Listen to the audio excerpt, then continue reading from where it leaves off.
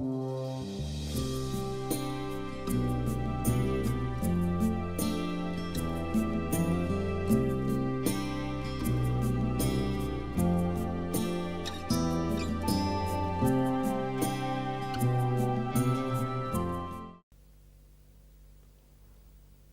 viewers, welcome to this session.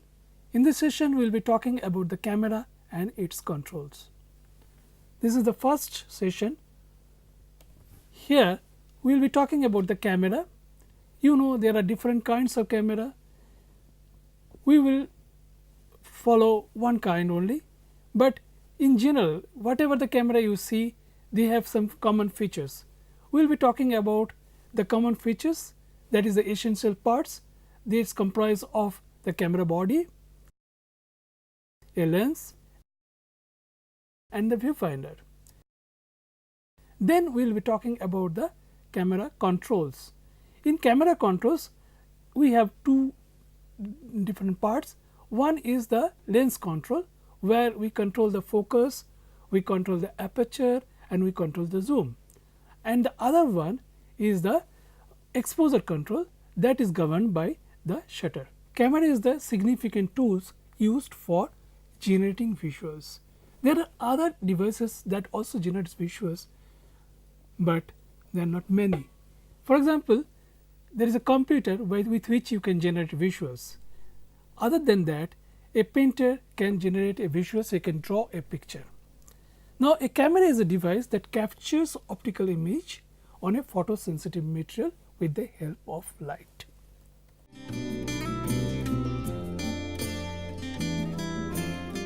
Now, I will be talking about the lens. Lens is an optical device made of transparent material bounded by two sides, one of which must be a part of a sphere.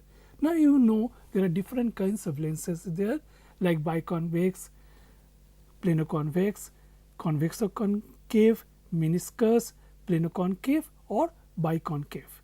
Now, every lens has a focal length.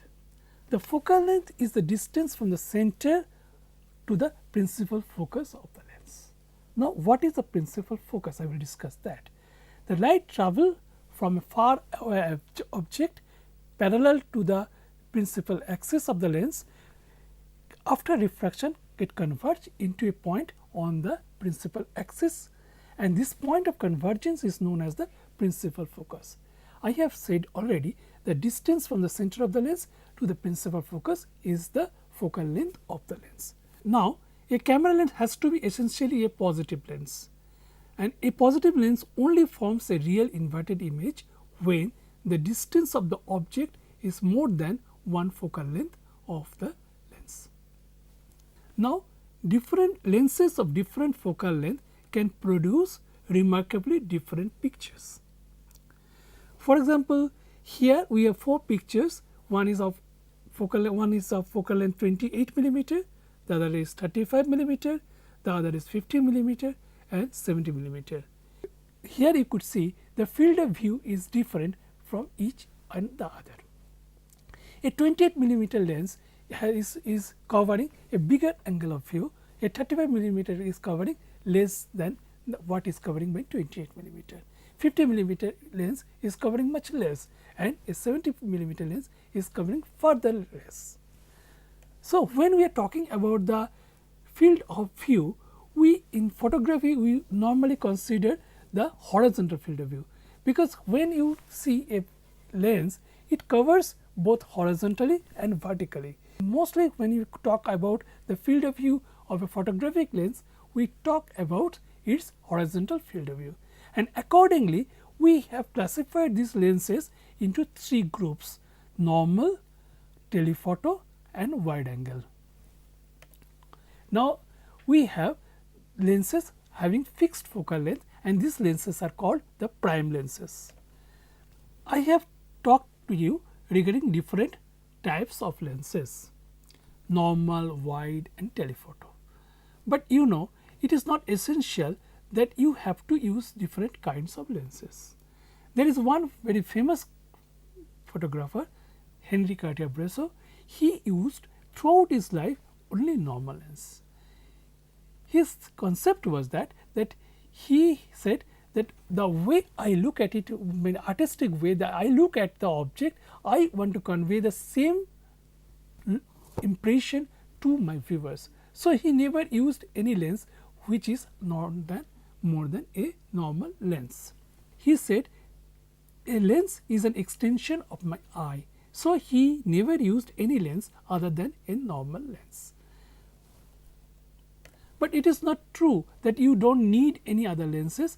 You can use other lenses, but you must know what is the effect of that lens on the screen.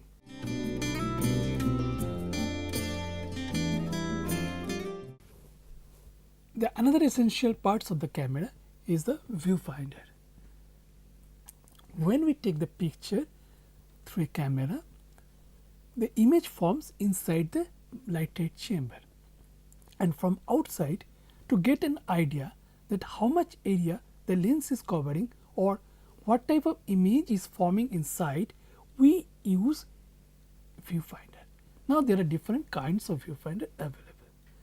The most primitive viewfinder is a ground glass viewfinder. You must have seen the early photographers, they used to cover themselves with a black cloth and they go inside and looks at the ground glass. Actually, the image forms on a ground glass. By looking at the ground glass, they used to find out, they used to focus the image, they used to adjust the camera and do their corrections, and then finally they used to put a plate and record on that. So, that is a ground glass viewfinder. Next is the optical viewfinder. Now, this type of optical viewfinder you get nowadays in most of the cameras, especially non-professional cameras. They have a lens for taking the picture and there is a window for viewing the image what the camera is covering. When you look through the viewfinder from the back of the camera, what you see is different than actually what the camera is seeing. So, this type of optical viewfinder is essentially not very perfect. So, no professional camera has this sort of viewfinder, because there is a error, what we call a parallax error, that occurs when subject is very close to the camera, but when the subject is far away, they do not have a problem. You know, sometimes when we take pictures with optical viewfinder, sometimes we have seen the head gets chopped or the leg gets chopped, or you have not exactly taken the picture what you have seen. So, this is a problem with optical viewfinder. They put two lenses identical, one for taking the picture, the other for viewing, and there is a 45-degree mirror which reflects the light which is coming from the lens and falling onto a ground glass, and we look at the image from the top and find out what is the image. Again, twin lens reflex cameras or the twin lens reflex viewfinder system is not ideal. Again, there is a distance between the taking lens and the viewing lens. Since they are not in the same plane, since there is a distance, the images again have a problem of parallax, especially when the object is close to the camera. This problem is solved by single lens reflex viewfinder, where we are using a single lens for taking the picture as well as for viewing. This is being used in most of the professional cameras. Here you can see the light path enters in through the lens and then it gets reflected by a 45-degree mirror and it reflects to it and it falls onto a ground glass. And on the top of the ground glass there is a pentaprism arrangement. With the pentaprism arrangement, the light gets reflected twice and then it goes in the horizontal axis, and from where through the eyepiece a person can see what the image is forming inside the camera.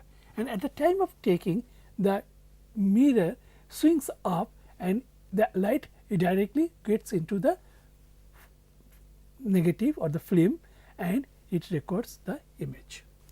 Now, in the digital cameras, we get the LCD screens. They are a output what the camera is recording, an output which is given to the LCD screens, and we get the idea what the camera is covering. So, there are different types of viewfinders we use for different types of cameras.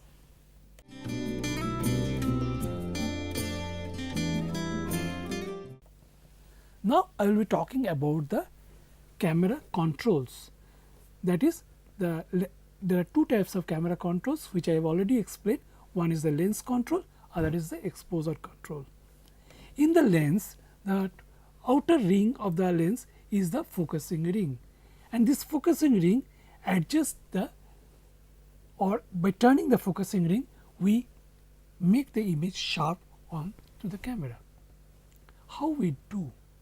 In optics, focusing is governed by a formula which is very famous formula known as 1 by u plus 1 by v is equal to 1 by f. Now, in v is the object distance, u is the image distance, and f is the focal length of the lens.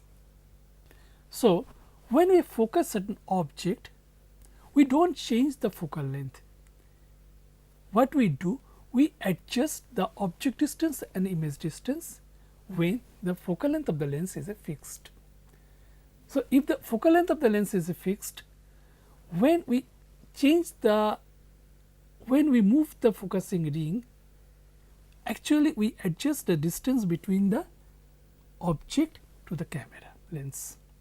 And when we do that, we also simultaneously adjust the image distance, and this is governed by a famous lens formula known as 1 by u plus 1 by v is equal to 1 by f. We know for our case f is constant. So, when we change u, that is the object distance, we change the image distance. By varying these two, we get into a situation where it satisfies the equation 1 by v plus 1 by u is equal to 1 by f. Now, you have to adjust the object distance and image distance to get the image sharp on the focal plane, that is on the film.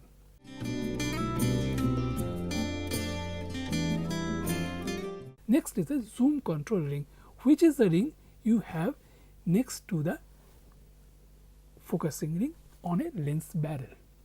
Now, you know the zoom control ring, it is a ring by turning which you can change the focal length of the lens.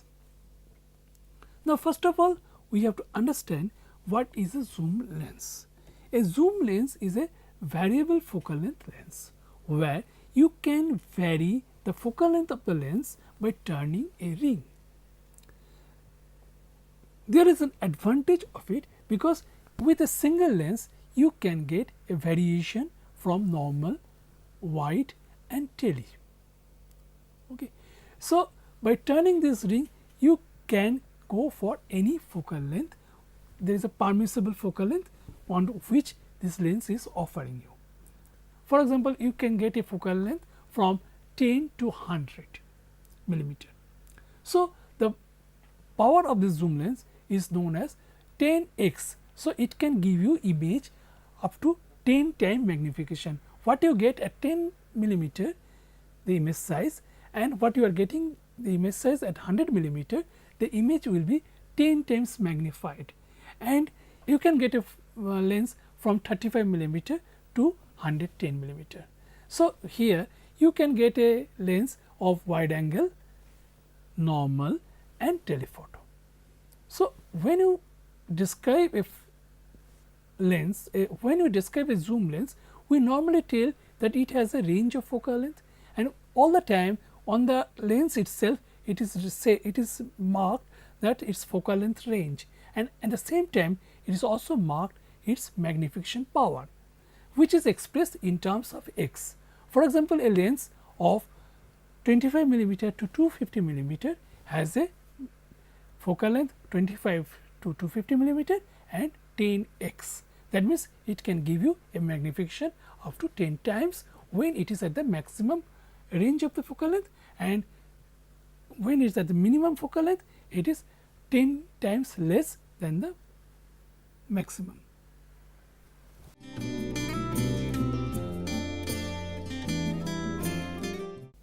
The aperture and the shutters are the two controls which controls the exposure.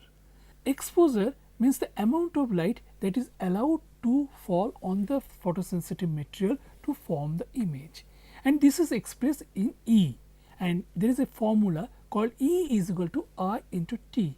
I is for intensity of the light and T for the time duration through which the light is allowed to fall on the photosensitive material.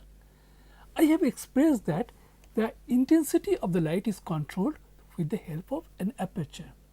Now, what is an aperture?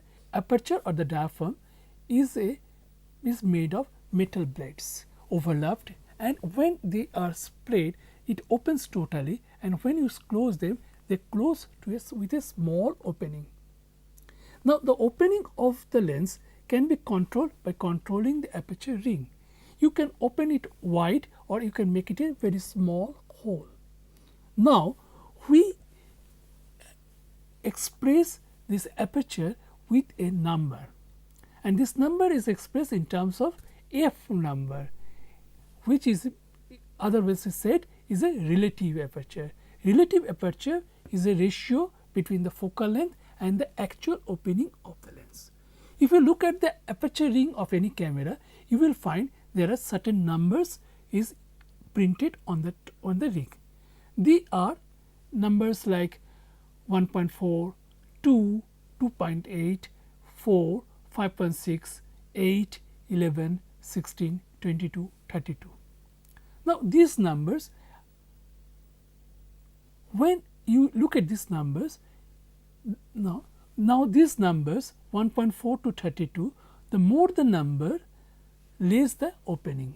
The lesser the number, more the opening. For that means at 1.4 the lens opening may be full, or at 22 or 32 the lens opening is minimum.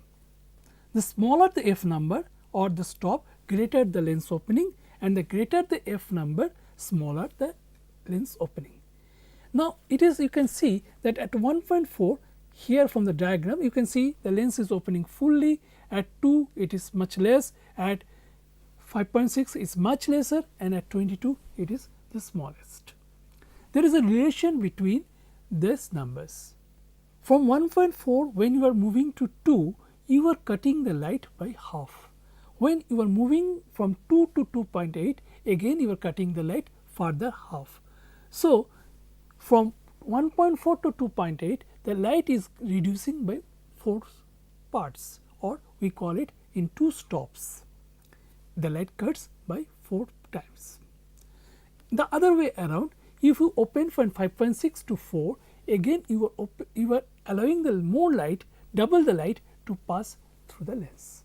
So, with the help of aperture we control the amount of light that is passing through the lens and falling onto the sensitive material, and to control that we have a guidance that we do it with the help of aperture, and from the outset we can find out from the aperture ring with their respective f numbers. I have explained already, the f number is the ratio between the focal length and actual opening of the lens, which we again called it relative aperture.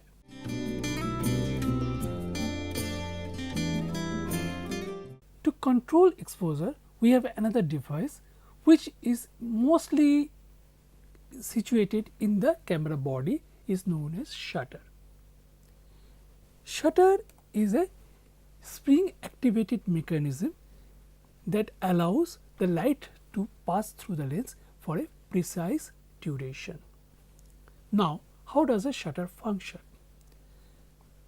The first of all, the shutter protect the unexposed material being exposed through to the light. So, it is first is the shutter is covering the unexposed material. It does not allow the light to fall on the unexposed material. When operates, it opens for a small duration and allows the light to pass through, and thereafter it protects the exposed material from further exposure. Shutter has three functions mainly.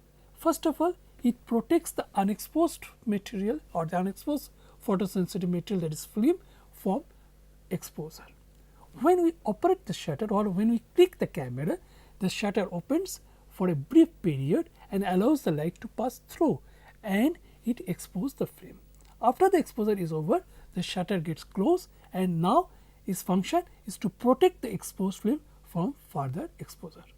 Now we have different shutter speed that can be controlled by the shutter speed control on the mostly situated on the top of the camera body. There you can see there are numbers like 1, 2, 4, 8, 15, 30, 60, 125, 250, 500, 1000, 2000. Now what this number indicates? This number indicates the shutter speed is 1 by that number. That is, for example, if it is 1 by 1, it is 1 second. 1 by 2 is equal to half a second. 1 by 30 is a 30 part of a second. 1 by 125 is 1/25th part of a second, and at 1 by 1000 it is 1 by 1000 part of a second. Because of this, we call camera is a precision equipment, because it can operate for precisely exact duration, for example, as close as to 1 by 1000 or 2000 part of a second. Now, other than these numbers, you get two letters, one is T, another is B. The B stands for brief time. So, when you press the shutter release button, until you release, it will remain open, and the moment you leave your hand, then it will close. So, it is for a brief time you can keep the shutter. This is used mostly for giving longer exposures. Then other one is T, is a time exposure. There the moment you click once, it gets open, and further until you click it again, it remains open, but the next time you click again, it gets closed. So, we have to control the exposure, we have two devices in the camera. One is situated in the lens, that is the aperture. The other one is situated on the camera body, that is the shutter. Now, by combining these two, you can control the exposure. I have already explained E is equal to I into T. E is the exposure, I is the intensity which is controlled by the aperture, and T is the shutter speed. And to control the aperture, you have different aperture numbers, F numbers, and to control the shutter, you have different shutter speed. When we expose a picture, we expose with the combination of aperture and shutter. For example, you can expose a scene, normal daylight, with an aperture, for example, f11 and shutter speed 1 by 1/25th part of a second with a film of 100 ISO. Now, the same exposure can be made by changing or a different combinations of the aperture and shutter. For example, the examples I have given just now, that can be exposed instead of 1 by 1/25th part of a second at 1 by 60th part of a second, and that means you are allowing more duration of light to pass. That can be counteracted but with the aperture of f, instead of f11, now you can go for f16. So, what I have done, I have increased the aperture, or I have closed the aperture by one stop, but open the shutter speed by one stop. So, this is a counteracting device.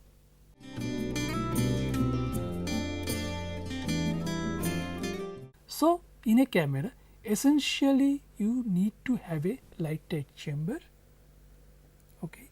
Then you need a lens, you need a viewfinder, and to control the camera you have aperture and shutter. So, these are the basic controls with which we take pictures.